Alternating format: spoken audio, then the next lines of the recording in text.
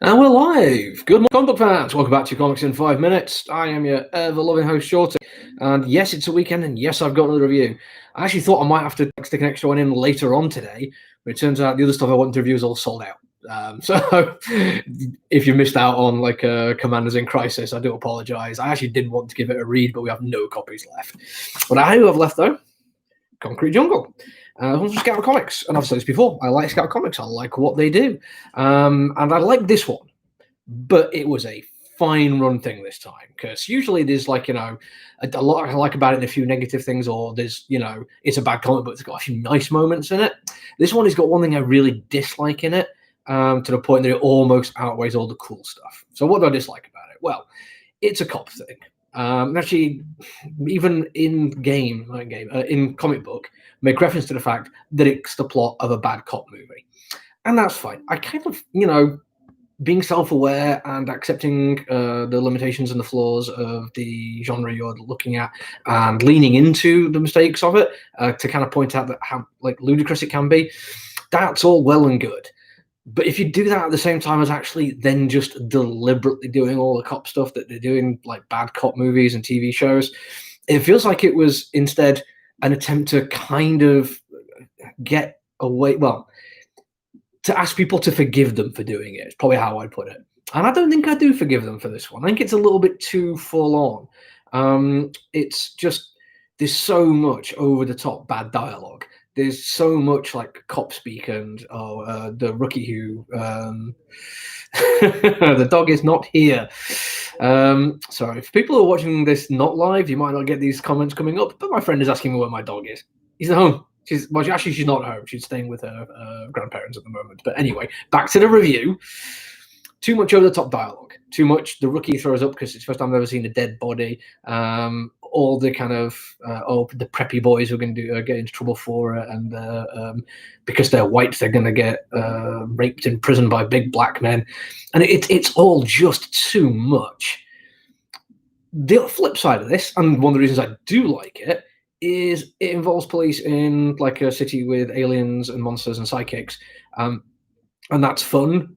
It means like if you are a racist cop, that's like an extra bit of effort, because with actual green and blue people still not liking brown people, that's like some proper hardcore racism there, and that means it's really not trying to do any kind of propaganda, which it could do. Like pretty much anything with cops, and it could go that direction. But the robot cops and the alien cops and the psychic cops and just every human cop, they're all terrible. They're not nice people. They're not good. This is between like a good cop. So let's do bad cop.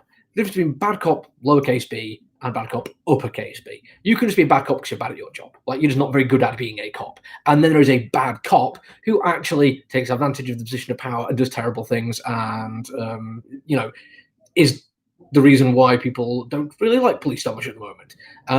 This is full of capital B cops almost all the way through. There's like one guy who's not that bad, but he's still not a great cop, so he's lowercase b. Everyone else is terrible. And that's nice. That actually means like in something like this, it could have gone the other way and it didn't. And the other thing I like is the artwork. I'm going to try and find you a nice, colourful scene. Here we go. That is very, very cool. It's nice and simple. It's not really too over the top. The colouring is kind of washed out, but really cool and crisp.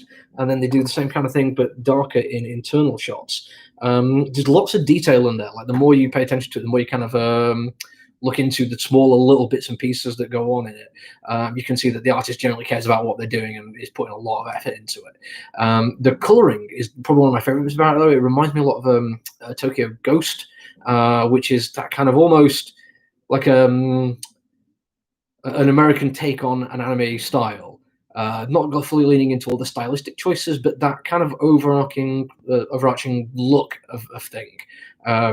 Like you can put like any half a dozen single screenshots of Akira up, and I can tell you they're Akira because it's certain by the way that things are colored and the lines are done.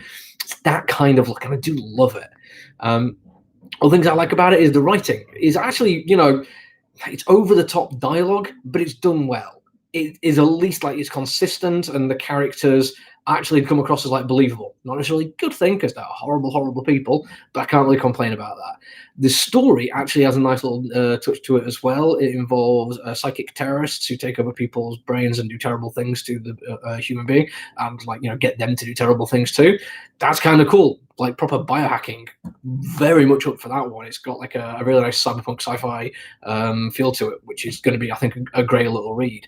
But I hate to say it, it's got to be either they have to kind of figure out a way to deal with like how bad all the dialogue is for the cops and how over the top the stereotypes are. Otherwise, it's not going to hold my attention for much longer, I'm afraid.